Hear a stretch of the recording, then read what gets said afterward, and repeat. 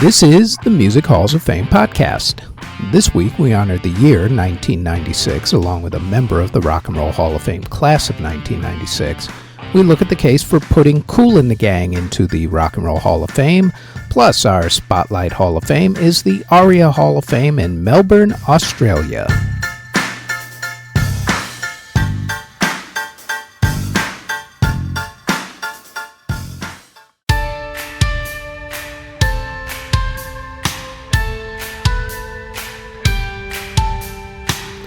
Before we get going with the podcast, like everyone tells you, please like, subscribe, and hit the notification bell so you'll know when these podcast episodes drop, which is usually every Thursday. Now, on to this week's episode.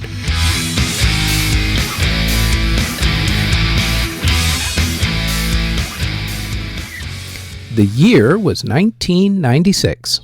In music, two teenagers killed their parents and younger brother, and then tried to blame the song Israel's Son by Silverchair for influencing them to kill their relatives. The jury didn't buy that one. Jimmy Buffett's plane was accidentally fired upon by Jamaican authorities after being mistaken for a drug trafficking plane. The La Fenice Opera House in Venice, Italy burned down. Lisa Marie Presley and Michael Jackson divorced. The first Tibetan Freedom concert was held. MC Hammer filed for bankruptcy. Dave Gahan of Depeche Mode overdosed on speed and cocaine, which is never a good combination, and was pronounced clinically dead for 2 minutes before being revived. For his efforts of being revived, he was then arrested and ordered to spend 9 months in rehab. Walmart refused to sell Sheryl Crow's new album because Sheryl had a lyric about kids killing each other with guns that they bought at Walmart stores, proving yet again that cancel culture is absolutely nothing new. David Bowie became the first major label artist to sell a digital single when he released his song Telling Lies. David was always years ahead of his time. And Alice in Chains played their last concert with lead singer Lane Staley. Staley passed away 2 years later from a drug overdose. The MTV2 video music channel launched, as did MTV India. And the VH1 concert TV series Storytellers premiered, as did their TV show Pop-Up Video. Bands that formed in 1996 included Three Doors Down, 98 Degrees, The Calling, Alien Ant Farm, D12, The Dropkick Murphys, Drowning Pool, Sharon Jones, Linkin Park, Low Fidelity All-Stars, Queens of the Stone Age, Skillet, Sum 41, and Switchfoot. Bands that either broke up before, of course, their inevitable reunions or announced their hiatus included the Stone Roses, the House of Pain, Take That, Four Non-Blondes, the Amps, Belly, Bizarre Inc., Carnivore, Crowded House, Damn Yankees, D-Light, Divinals, Extreme, Fleetwood Mac, Fine Young Cannibals, Kicks, Metal Church, Harold Melvin and the Blue Notes, Orchestral Maneuvers in the Dark, The Outlaws, The Pogues, Susie and the Banshees, Skid Row, Spongehead, Sublime, Tesla, Ultravox, The Velvet Underground, and Rex and Effects. Bands that reformed included the classic lineup of Kiss, The Monkees, New Edition, Poison, Devo, Supertramp, and the Patti Smith Band. Artists who were born in 1996 include singers and actresses Florence Pugh, Zendaya, Haley Steinfeld, and Abigail Breslin. DJ and producer Martin Garrix, rappers 6ix9ine, Lil Peep, Lil Xan, and Playboi Carti.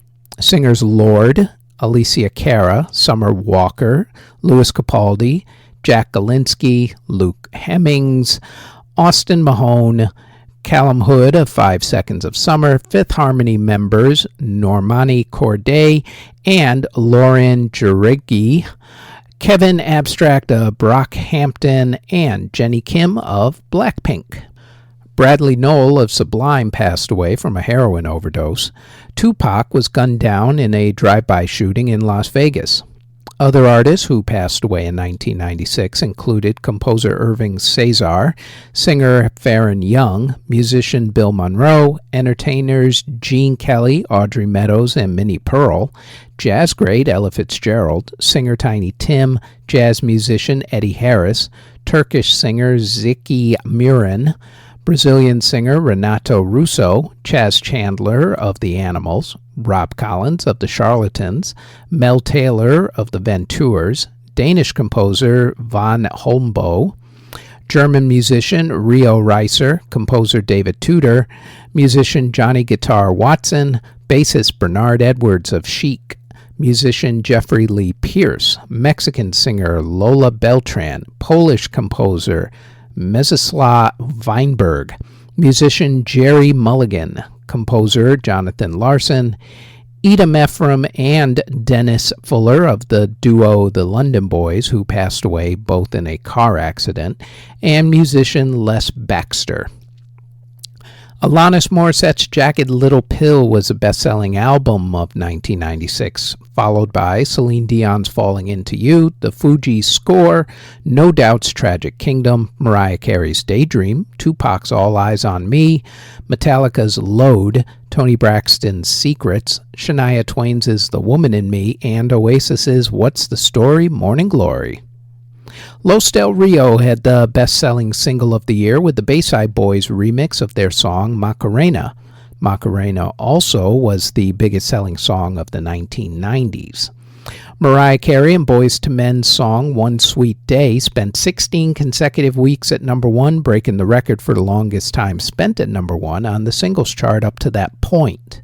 They would keep that record for almost 20 years.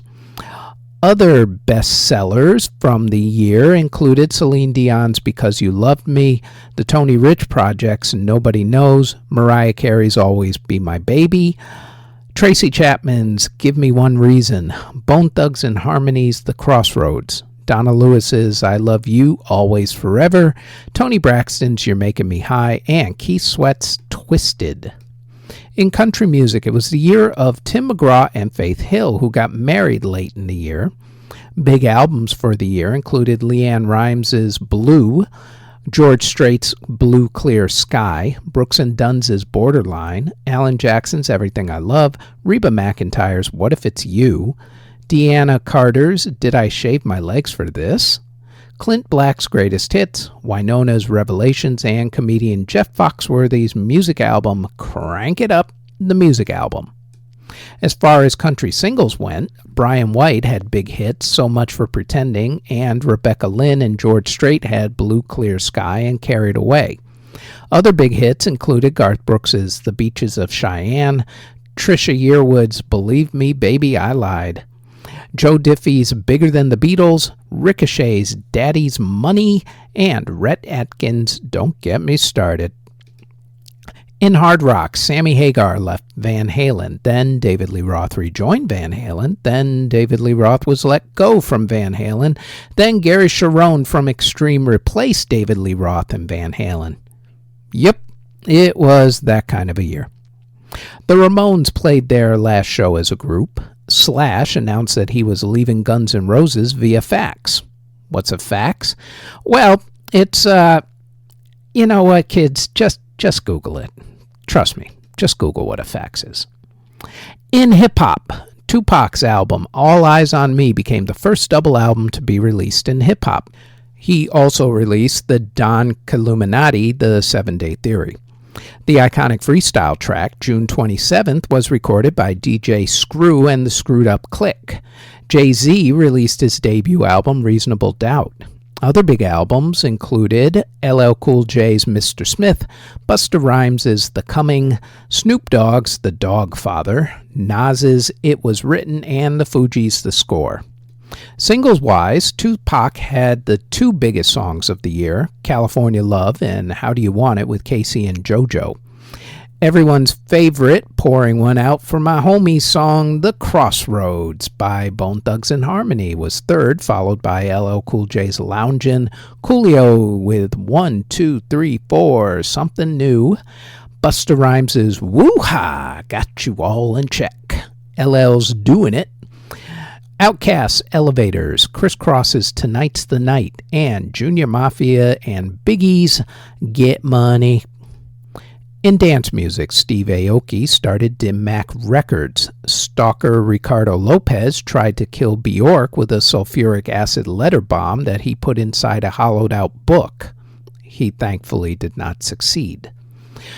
Hip-hop and R&B artists ruled the crossover dance charts with songs by Blackstreet, Faith Evans, R. Kelly and Ronald Isley, Busta Rhymes, Jay-Z and Foxy Brown, Tupac, Toni Braxton, and Nas, all hitting number one on the dance charts. As far as the more legit, quote-unquote, EDM artists went, Christine W., Deborah Cox, and the Bucketheads were all big that year. The iconic album Northern Exposure from Sasha and John Digweed was released in 1996. Also, The Prodigy's classic album The Fat of the Land came out in America in 1996. Faithless's classic Insomnia was released in 1995 but became a big hit in 1996. Underworld released the song Born Slippy. Todd Terry's remix of Everything But the Girls' song Missing You was also released in 95 and became huge in 96, becoming a huge club and radio hit.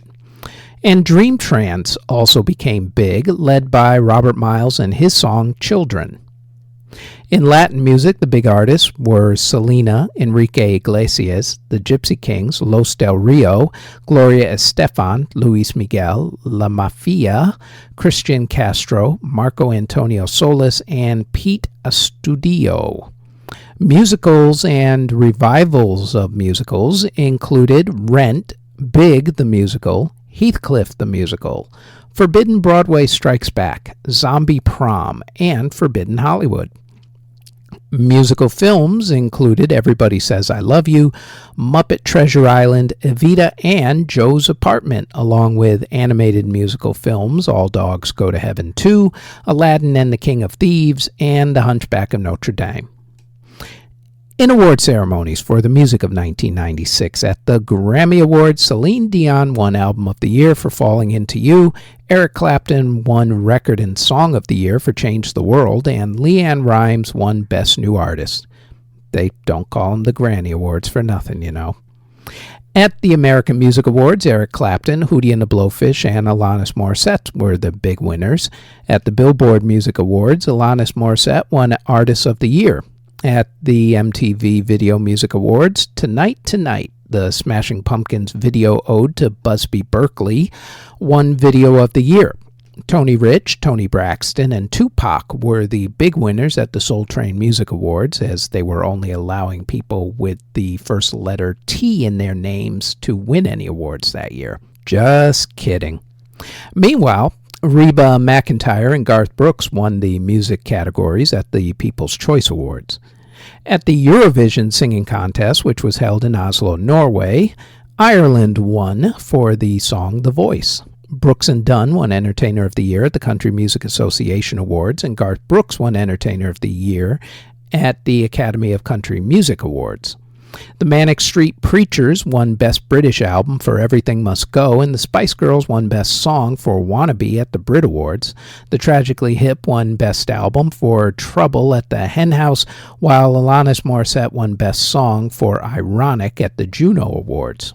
The group UMI won Album of the Year for Hourly Daily, and Nick Cave and Kylie Minogue won Single of the Year for Where the Wild Roses Grow at the ARIA Music Awards. At the Tony Awards, Rent won Best Musical and The King and I won Best Revival of a Musical. Musically, at the Academy Awards, Gabriel Yared won Best Film Score for The English Patient, while You Must Love Me from the movie Evita won Best Song. The Pulitzer Prize for Music was won by George Walker for Lilacs for Soprano and Orchestra, and Pulp won the Mercury Music Prize for the album Different Class.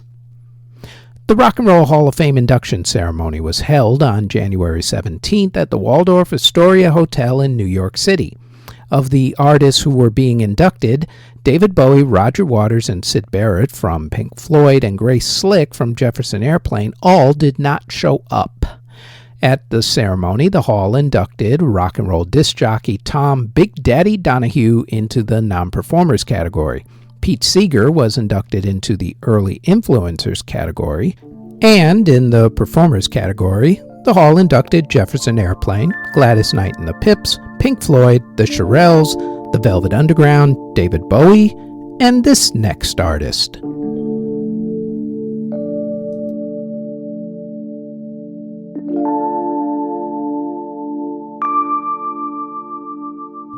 Little Willie John was born on November 15, 1937 in Cullendale, Arkansas. His family moved to Detroit, Michigan when he was 4 years old. When he was a kid, he and his siblings formed a gospel group called the United Four and performed in talent shows. And during one talent show, the group caught the attention of singer Johnny Otis, who brought them to producer Henry Glover. Glover liked Willie's singing so much that he signed Willie and only Willie to a record deal with King Records in 1955. King Records also gave him the nickname Little Willie because, well, he was short.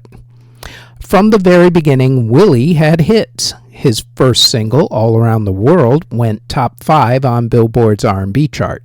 He started rolling off hits like Need Your Love So Bad, Talk to Me, I'm Shaking, Sleep, and Fever, which singer Peggy Lee, by the way, made even more famous a couple of years later after John's original version. During that run, Little Willie hit Billboard's charts 14 times, and also during that run, Little Willie used his celebrity platform to become involved in the civil rights movement at the time. So, with all this success going for him, what went wrong? Well, Willie had issues with drugs and alcohol. He also got angry a lot and very quickly. Even though he had a great career going, he got involved in crimes such as larceny and swindling, all of which he kept getting arrested for because he really wasn't good at hiding anything. King Records finally had enough of his drama and dropped him from their label in 1963. And then things got worse. Much, much worse. In 1964, Willie was arrested and charged with the stabbing death of a man named Kendall Roundtree in Seattle, Washington. In 1965, he was sentenced to prison there.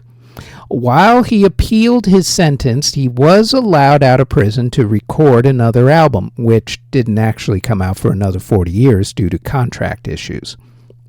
Willie eventually lost the appeal of his sentence and was put back in prison, where he passed away on May 26, 1968, either from pneumonia or a heart attack, depending on whose story you go with.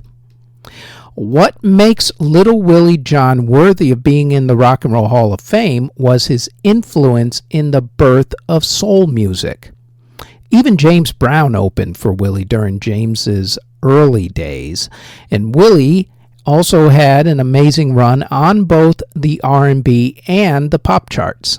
Between 1955 until his death in 1968, Willie released 52 songs. His heyday on the charts was from 1958 to 1961, when he had 17 songs hit no lower than number 25 on the R&B chart, with Fever hitting number 1, and 14 songs hitting the pop chart, with Sleep being his most successful on the pop chart, topping out at number 13.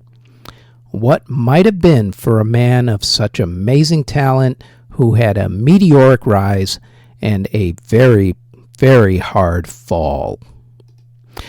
Presented for induction by 1989 Rock and Roll Hall of Fame inductee Stevie Wonder, Little Willie John, inducted into the Rock and Roll Hall of Fame class of 1996, and we have some of his music on this week's podcast music playlist, the link to which is in the show notes.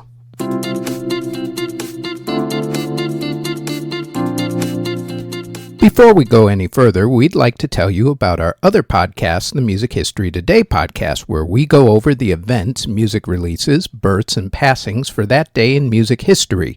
The Music History Today podcast drops each and every day, including on the weekends, on this channel, the Music History Today Network, and also on our Music History Today Network YouTube page. Now, back to the Music Halls of Fame podcast.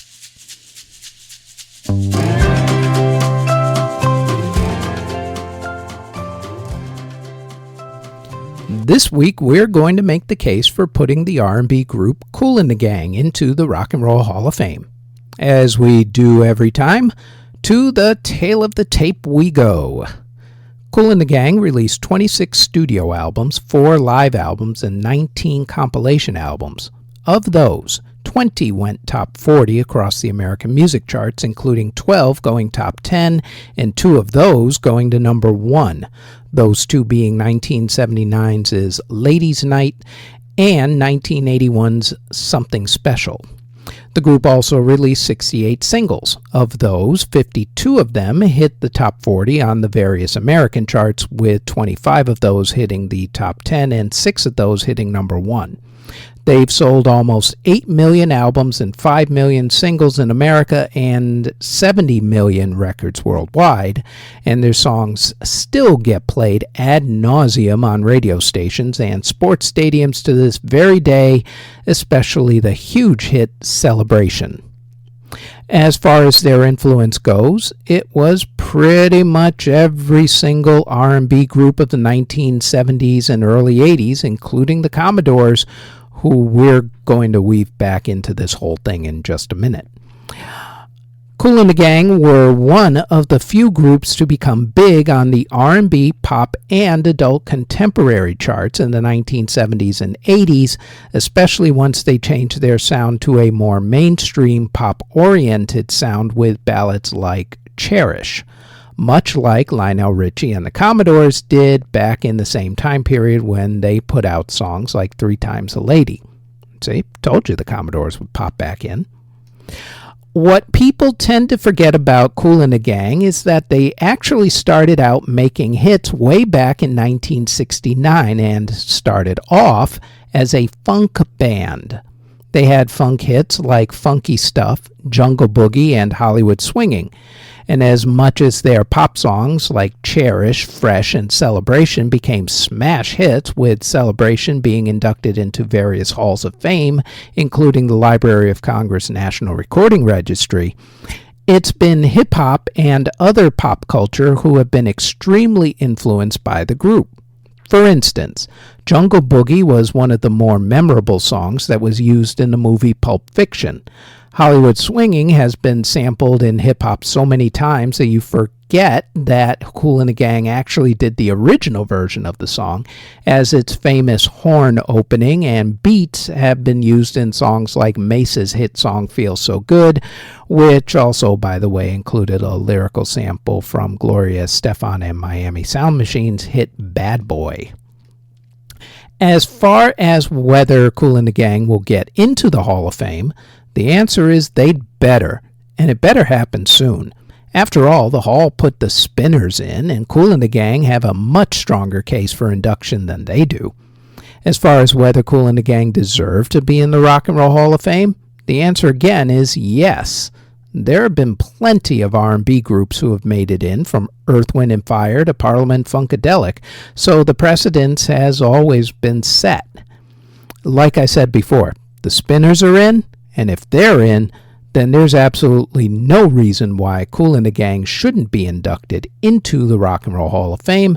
And to prove it, we are going to also put their music onto this week's podcast playlist. The link, as I said earlier, is in the show notes.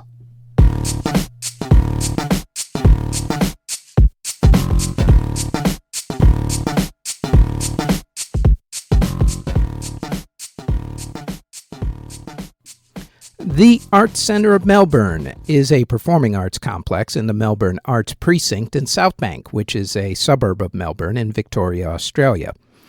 The centre was constructed starting in 1973 and completed in 1984 when it fully opened. The centre has a bunch of theaters and galleries and is noted for having not only the usual highbrow concerts and ballets from classical and jazz artists, but also for having roller skating, a circus, and a movie theater. In the complex lies an exhibit for the ARIA Hall of Fame. ARIA, or Australian Recording Industry Association, is the Australian lobbying group for their music industry.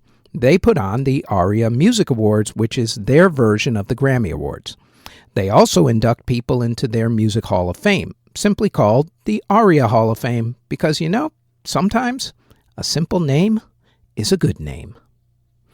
The inductions started in 1988 and have been going on ever since, except for 2000 when no one was actually inducted. The number of annual inductees varies from year to year. For the last few years, only one act per year has been inducted. Go to artcentermelbourne.com.au for more information on when the organization does their yearly exhibit and what times of operations they actually are. Spelling out the website, it is artcentermelbourne.com.au. As always, in the age of COVID, check to see what the health regulations are, especially since Australia took COVID lockdowns extremely seriously and have just recently opened back up again. Now, let's go back to the ARIA class of 2001. That year, there were actually two groups that were inducted. The first were known as the Saints. The second was this next group. During the early 1980s, INXS was actually considered a college band, which was what alternative music was called back then. The group was founded by the Ferris brothers, keyboardist Andrew Ferris, drummer John Ferris, and guitarist Tim Ferris. Bassist Gary Beers, guitarist and saxophonist Kirk Pengilly rounded out the band, all topped off by one of the most underrated singers of all time, Michael Hutchence. That man didn't simply sing the words. He massaged the hell out of every single syllable. Plus, he was the absolute perfect frontman. Their first two albums were quirky and different, but popular in Australia and actually gave them the alternative music tag. By the time their third album, Shaboo Shabba, came around, they had found their signature sound of power pop with strange chords thrown in sometimes, just for good measure. That album, which was their first to get a worldwide release, had the hits Don't Change and One Thing. They followed that up with a tour of the United States, including a now legendary performance at the US Festival. The album The Swing was released next, with hits I Send a Message, Original Sin, Dancing on the Jetty, and Melting in the Sun. Listen Like Thieves came after that. That album had the hits What You Need, Listen Like Thieves, Shine Like It Does, Good and Bad Times, and This Time. Hutchence at that point also recorded a couple of songs with Jimmy Barnes of Cold Chisel that appeared on the Lost Boys movie soundtrack. All of this was a warm-up for what became the album that turned them into megastars, Kick. That album became their biggest selling album, selling over 20 million claimed sales copies worldwide, and had the mega hits Need You Tonight and Mediate, Devil Inside, New Sensation, and Never Tear Us Apart. The album 10, represented by the Roman numeral X to signify 10 years since their debut album, came out in 1990. That album did pretty well, with the hits Suicide Blonde and Disappear. They released their live collection, Live Baby Live, after their tour. Welcome to Whenever You Are in 1992 marked a change in sound for the band as alternative and grunge took over the musical landscape. And while the band had the hits Heaven Sent, Baby Don't Cry, and Not Enough Time, the album didn't do as well as the others due to the changing landscape of the musical realm at that point. 1997's Elegantly Wasted didn't do well in the United States, even though the title track did marginally well. The album also ended up being their last album, unfortunately, with Michael Hutchence. Michael had a bit of a tabloid life due to the women who he dated, including singer Kylie Minogue and model Helena Christensen. It was during his relationship with Christensen that Hutchence got into a fight with a taxi driver in Copenhagen. During the fight, Michael's head hit the ground, leaving him with a fractured skull and permanent brain damage, unbeknownst to a lot of people. The brain damage led to bouts of depression and mood swings. Add to that, he had an affair with Paula Yates, who was married at the time to singer and activist Bob Geldof. Yates gave birth to Michael's child, Tiger Lily. However, due to the very bitter child custody procedure during Bob and Paula's divorce, Michael couldn't see his own daughter, who was with Paula in England while Michael was in Australia. And one night, after a phone call argument between himself and Bob Geldof, and apparently distraught over the fact that he couldn't persuade Bob to allow his daughter to see him, Michael committed suicide on November 22nd, 1997. Michael Hutchence was 37 years old. After losing their lead singer, the band tried a few different lead singers, including finding one on their reality TV show, before finally retiring the band. As far as INXS's influence goes, they definitely helped a number of Australian bands, including the group The Models. In fact, they are the third biggest selling Australian act in America, right behind AC/DC and the Bee Gees, with 15 million certified albums sold in America, with the album Kick being, of course, their biggest seller. During their run, INXS released 12 studio albums, 4 live albums, 5 EPs, and 12 compilation albums. Of those, 5 hit the top 40 in America, with Kick getting to number 3 and 1990's X hitting number 5.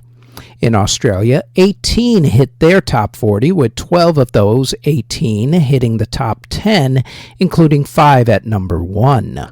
They also released 71 singles. Of those, 24 went top 40 on the American charts, with 16 of those 24 going top 10, including 1987's Need You Tonight and 1990's Suicide Blonde, which both went to number 1, along with their hit song with Jimmy Barnes, Good Times, from the iconic 80s movie soundtrack to the movie The Lost Boys. In Australia, 37 songs went top 40, with 11 of those 37 going top 10, including their only number 1 in Australia, 1984's Original Sin. The group was nominated for 3 Grammy Awards, winning none of those, and 11 MTV Video Music Awards, winning 6 of those. They were also nominated for 17 ARIA Awards, winning 6 of those.